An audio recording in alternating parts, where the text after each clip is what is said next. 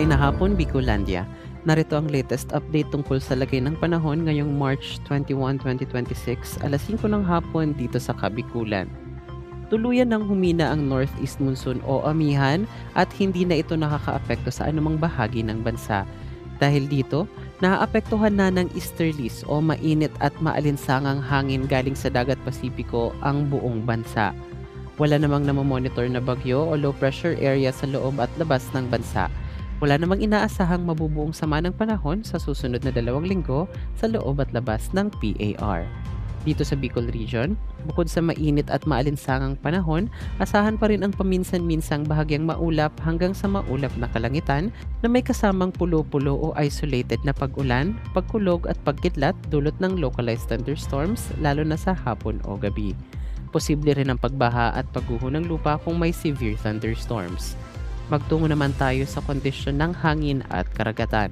Mararanasan natin ang mahina hanggang sa katamtamang ihip ng hangin na magmumula sa silangan hanggang hilagang silangan. Ang alon naman sa ating mga baybaying dagat ay posibleng umabot sa 1 hanggang 2 metro ang taas.